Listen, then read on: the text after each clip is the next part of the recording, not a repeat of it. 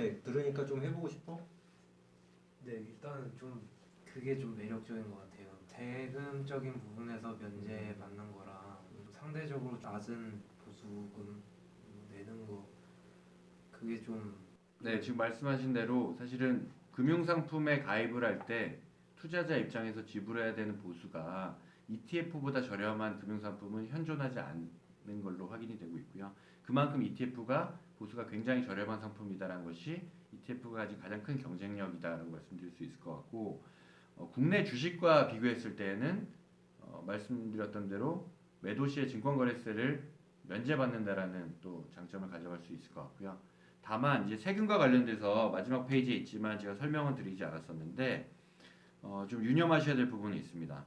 일단 국내 주식의 성과를 추적하는 모든 ETF는 매매 차익에 대해서 비과세 혜택을 받고 있어요. 이것은 사실 ETF뿐만이 아니라 개별 종목을 투자하실 때도 매매 차익에 대해서는 비과세를 받고 있어요. 예를 들면 삼성전자 주식에 투자를 해서 내가 1,000만 원의 수익을 냈다라고 했을 때는 그 1,000만 원에 대해서는 현재는 비과세를 적용을 받고 있고요. ETF 역시도 마찬가지로 비과세다. 다만 매도 시점에 삼성전자에서 이익이 나든 손실이 나든 매도 시점에 발생된 증권 거래세는 ETF만 면제를 받고 있다. 이렇게 이해를 해주시면 될 것 같고요. 국내 주식이 아닌 뭐 여러 파생형 ETF라든지 해외 자산 ETF라든지 혹은 뭐 채권 자산 ETF의 경우는 일반 펀드와 동일하게 배당 소득세가 15.4% 이익금에 대해서 부과가 된다라고 이해해 주시면 될 것 같고요.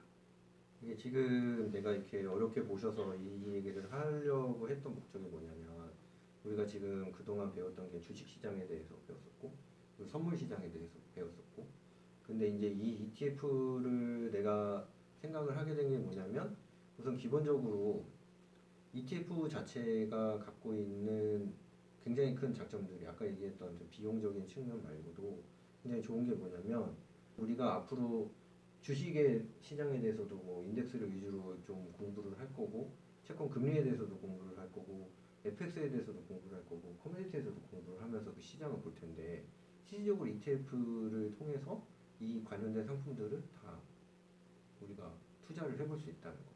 그게 굉장히 큰 장점이고 이게 선물과 비슷하게 어느 정도 투자할 수 있는 상품 많긴 하지만 선물은 우리가 그때 공부를 했듯이 레버리지가 있잖아.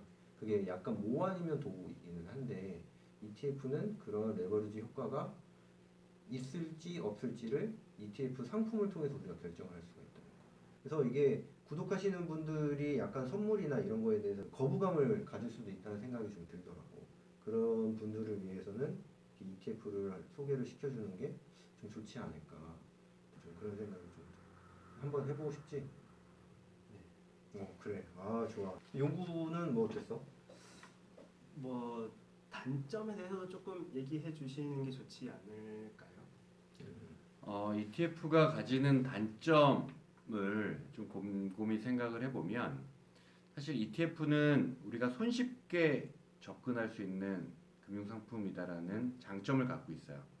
그러다 보니까 적지 않은 투자자분들께서 너무나 손쉽게 접근할 수 있다 보니까 얘를 자꾸 매매하고 싶어지는 충동을 느끼시는 케이스들이 많이 있는 것 같습니다. 그래서 애시당초 투자를 시작을 할 때는 나는 어떠어떠한 자산에 대해서 장기 투자해야지 라고 생각을 하고 투자를 하게 되는데 핸드폰만 열었다면 내가 얼마든지 매매를 할 수 있기 때문에 자꾸 유혹이 생기는 거죠. 그래서 ETF라는 금융상품이 가진 장점 자체가 투자자분들이 그런 부분들을 제대로 활용하지 못했을 때는 투자의 단기 투자를 조장할 수 있는 금융상품으로 둔갑이 될 수도 있겠다라는 생각이 좀 들고요. 그런 측면을 제외하고는 사실은 현재까지 ETF의 단점이 무엇이다 라고 말씀드릴 수 있는 사항은 크게 많지 않은 것 같습니다.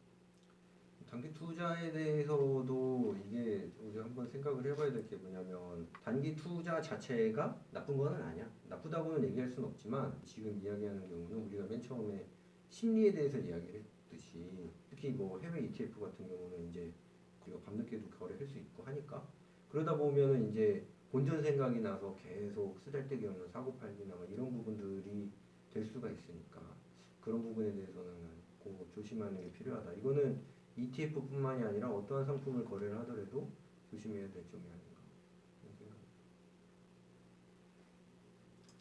이건 그냥 개인적으로 좀 궁금한 건데 금도 할 수 있는 거잖아요. 올해 금이 되게 핫했었으니까 현물 투자, 선물 투자, ETF 투자 이런 거에 대해서 궁금해하시는 분들 되게 많거든요. 뭐 어떻게 다른지. 근데 ETF 같은 경우에는 트래킹 에러가 좀 어느 정도 범위로 있는지 그 현물이나 선물 거의 똑같이 따라가진 않지 않나요? 현재 금 가격을 추적하는 국내 상장된 ETF는 미국 시카고 상품거래소에서 거래가 되는 골드 선물 인덱스의 성과를 그대로 추적하는 ETF가 상장이 되어 있고요. 그런데 이제 뭐 선물 투자를 해보신 분은 아시겠지만 선물 투자라는 데 있어서는 증거금만이 필요하기 때문에 해당된 ETF들의 경우는 증거금 일부를 제외한 나머지 자산들을 국내 단기 채권 혹은 예금과 같은 유동성 자산들에 투자를 하고 있고요. 그래서 사실 트래킹 에러라는 부분이 발생을 하긴 하는데 일반적으로 양의 트래킹 에러가 발생을 한다고 보시면 될 것 같고요. 더 쉽게 말씀을 드리면 시카고 상품거래소에서 거래되는 골드 선물 가격에 국내 이자 비용, 이자 수익으로 취득하게 되는 부분을 더하게 되고 거기에 골드 선물 ETF가 가지고 있는 보수를 차감을 하게 되면 해당 ETF의 성과와 크게 다르지 않게 된다. 그래서 트래킹 에러가 아예 발생을 한다고 볼 수는 없지만 운용 구조상 일정 수준의 양의 트래킹 에러는 조금씩 발생을 하고 있다. 선물 투자형 같은 경우는 국내 상장되어 있는 ETF들 혹은 해외에 상장된 ETF도 마찬가지인데요. 기본적으로 어떤 커머더티가 됐던 해당 국가 지수의 선물에 투자가 되는 ETF들은 선물 증거금을 제외한 나머지 부분들에 대해서는 유동성 형태로 운영을 해서 아주 짧은 단기 이자 수준, 뭐 얼마 안 될 수도 있지만 이자 수익이 추가가 된다라는 특징이 있다라고 이해해 주시면 될 것 같고요. 그러면 무조건 선물이 좋은 거냐라고 또 말씀드릴 수 없는 것은 현물을 담고 가는 국내 주식형 ETF의 경우는 예를 들면 코덱스 200의 경우는 코스피 200의 성과를 추적함과 동시에 해당 종목들을 보유하고 있으면서 배당이라는 부분을 또 ETF가 수치를 하게 되거든요.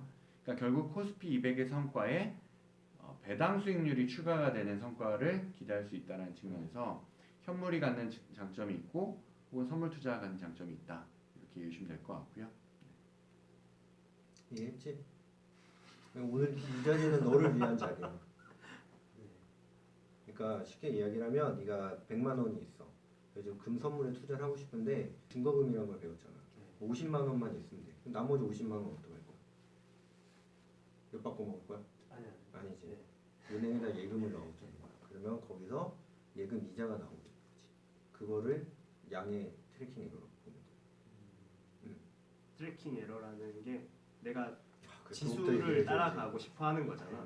근데 그거랑 차이 나는 걸 트래킹 에러라고 해. 정확히 똑같이 못 따라갈 수도 있는 거야. 완벽하게 복제를 실시간으로 하면 좋은데 그 순간순간에는 못 따라가는 경우도 있을 수가 있지. 기본적으로 ETF는 뭐 현물형이라고 하면 해당되는 주식들을 다 그대로 보유하고 있는 거고 선물형도 마찬가지로 선물 포지션을 100% 맞춰놓고 있는 거기 때문에 기본적으로 성과의 트래킹 에러 요인은 아까 말씀드린 대로 선물형의 경우 이자 수익 부분 거기서 보수를 차감한 정도, 현물형의 경우는 배당 수익 이런 부분들 이외에는 트래킹 에러가 발생될 요인이 없다라고 보시면 될 것 같아요. 그러면 뭐 추가적으로 더 궁금한 거 있니?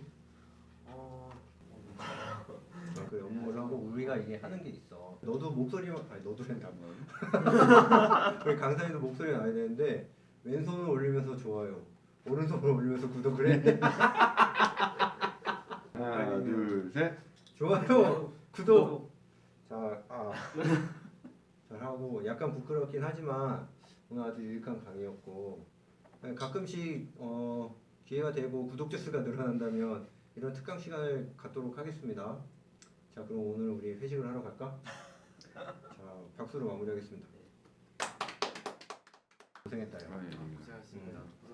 아, 진짜 강의 듣는 청산유수 네.